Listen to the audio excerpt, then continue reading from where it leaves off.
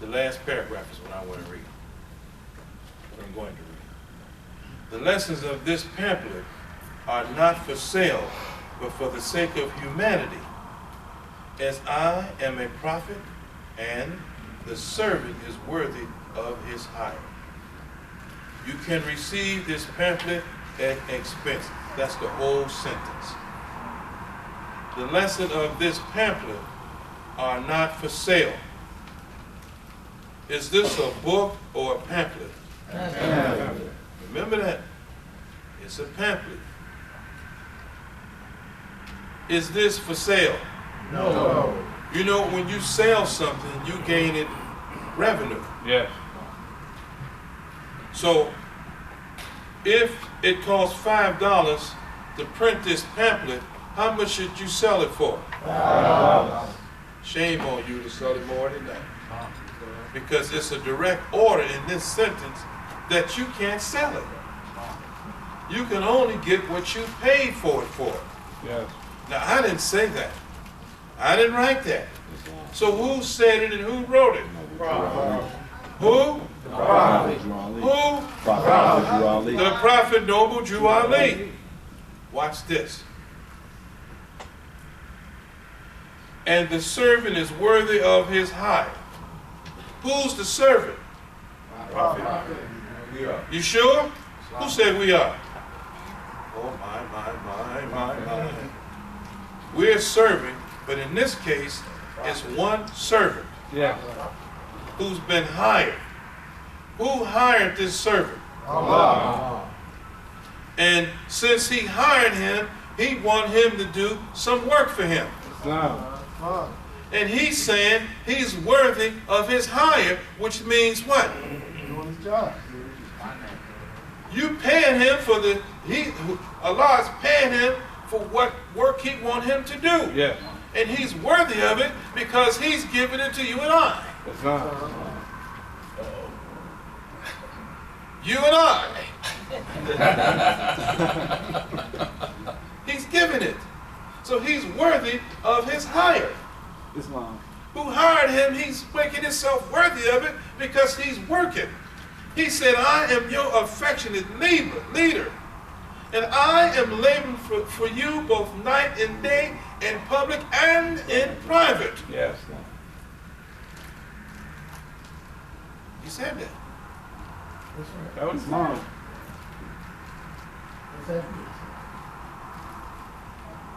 And he was, and he still is. When he pulled the veil, he said, I'm still working for you. That's right. He said, I love my people.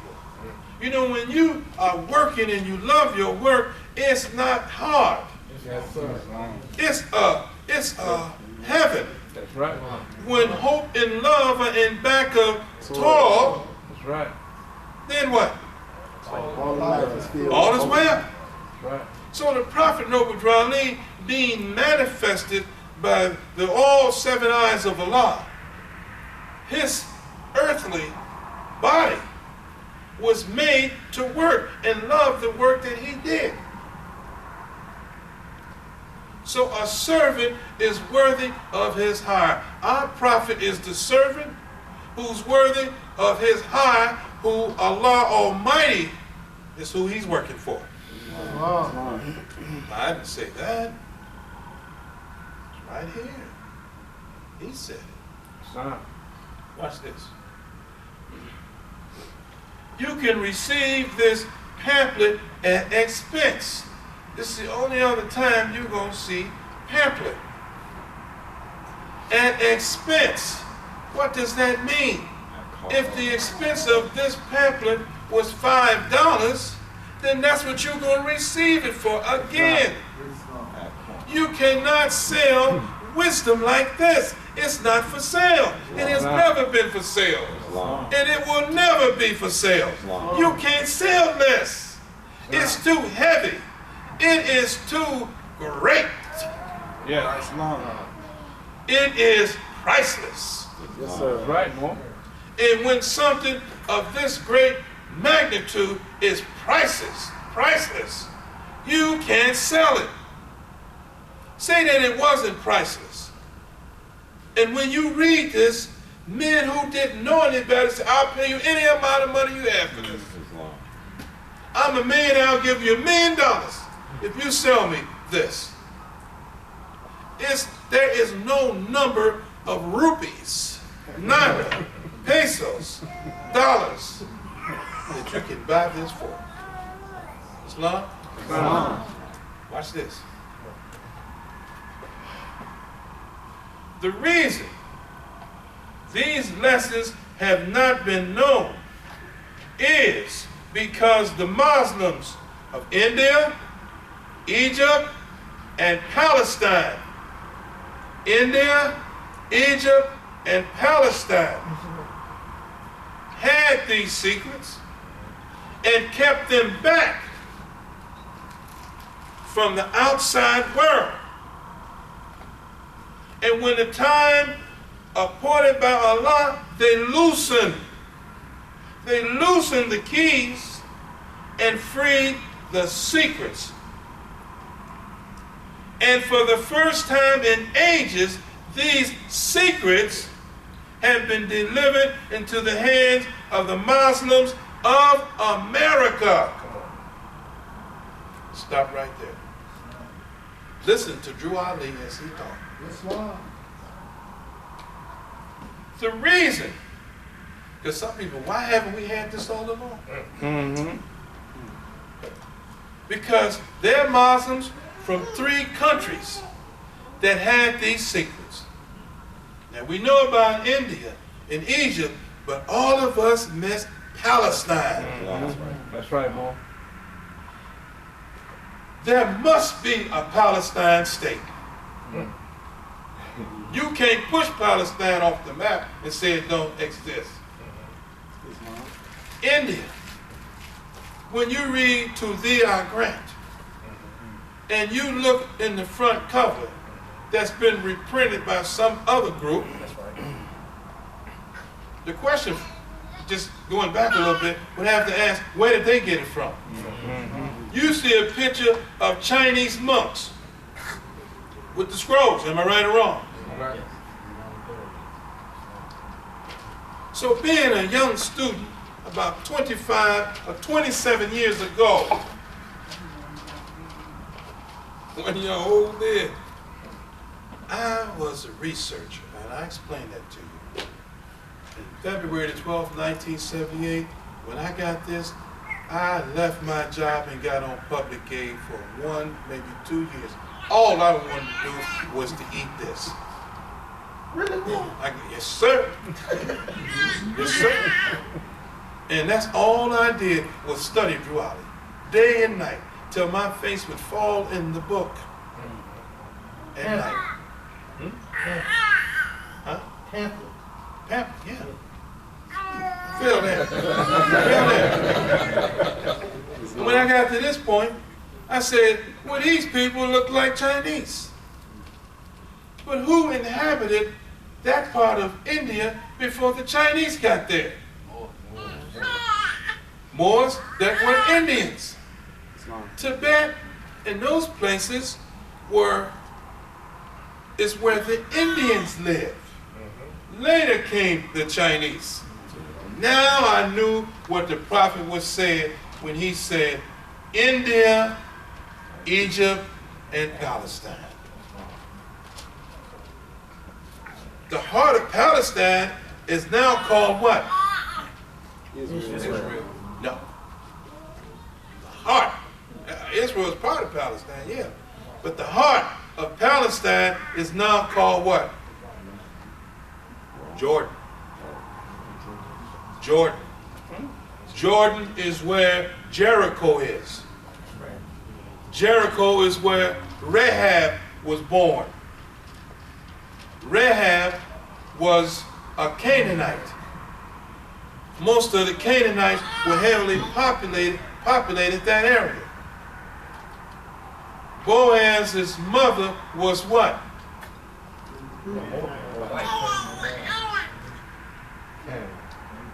Who said Canaanite?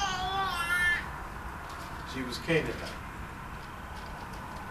Rahab was a Canaanite who married an Israelite, and from that union came who? Boaz, who married Ruth. The line of genealogy through some of the people that Jesus came through, Islam.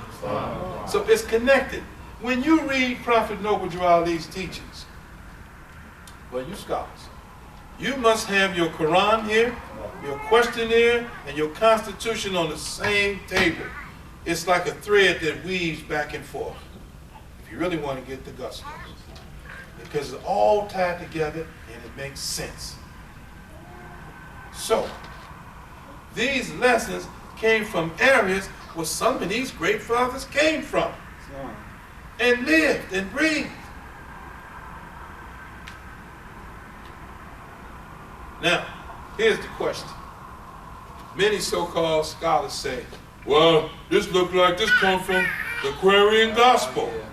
This look like it come from To Thee I Grant.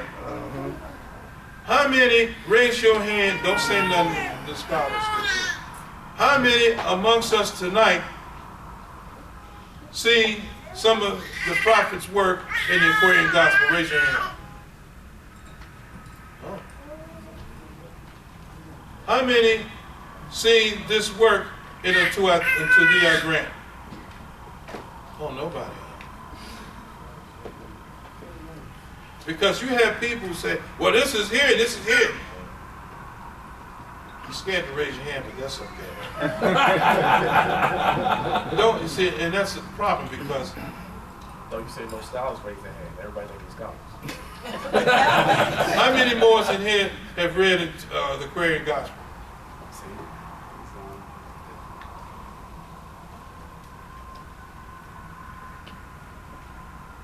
Some of the lessons in here, did that come from there? No. Some of the lessons from that went in the Aquarian Gospel. Most importantly, the point, I'm going to just fast forward. Howard Bay. What did we just read where they come from?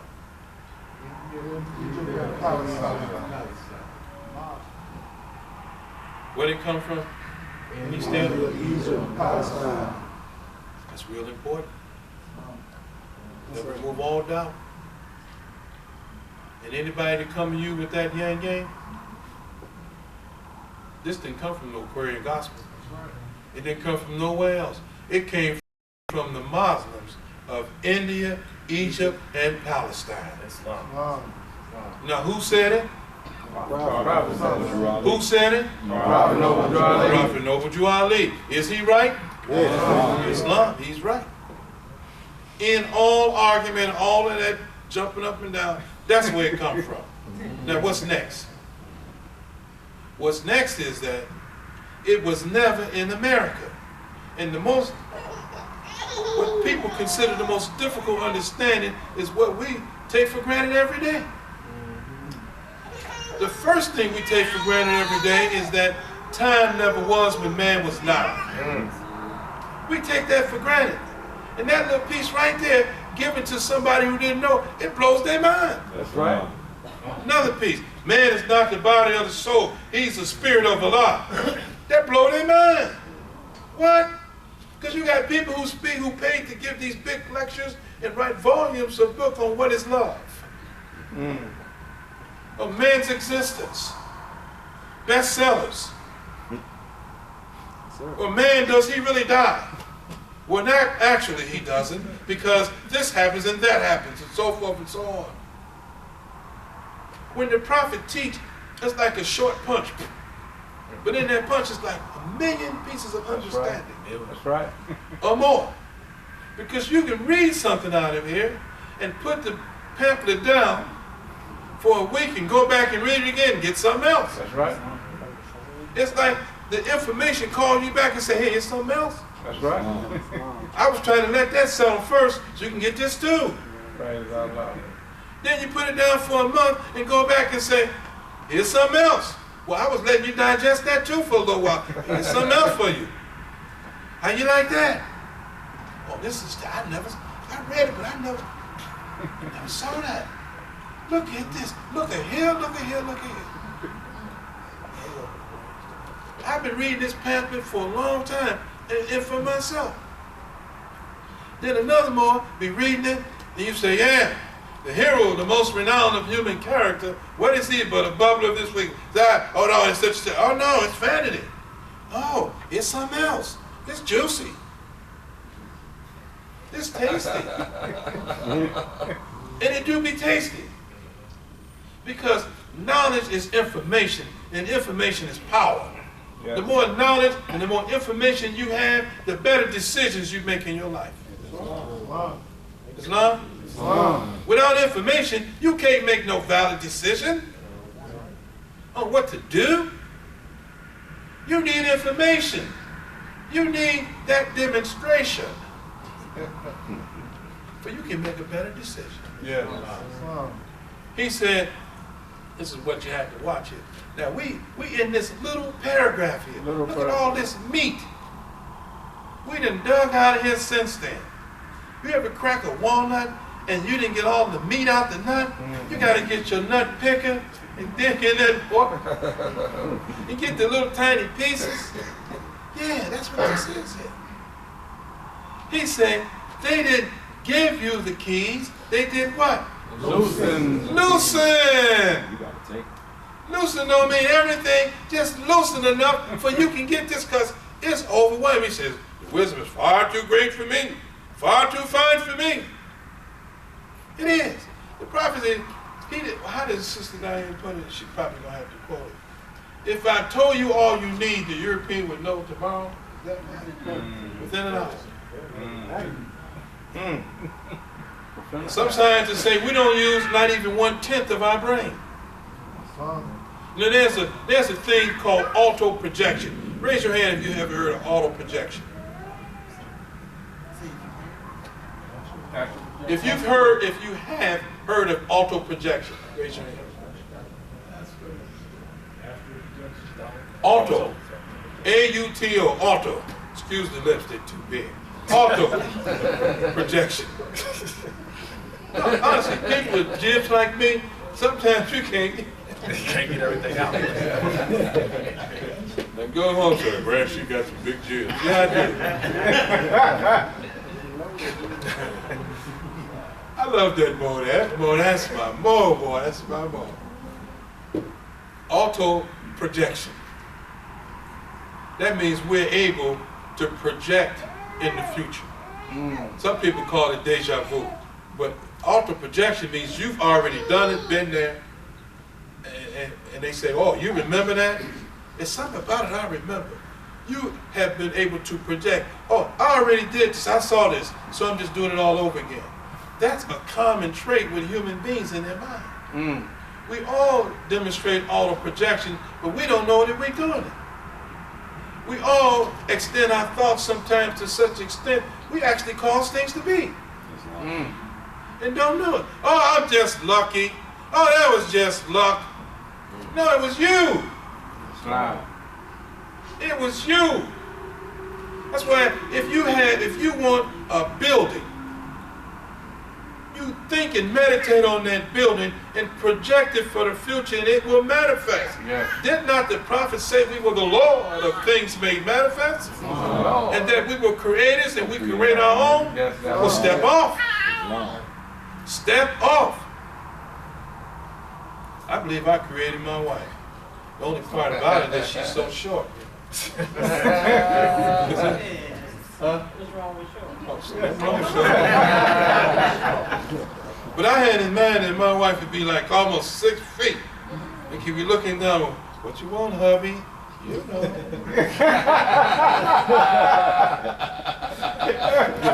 Honestly, auto projection. Loosen the keys.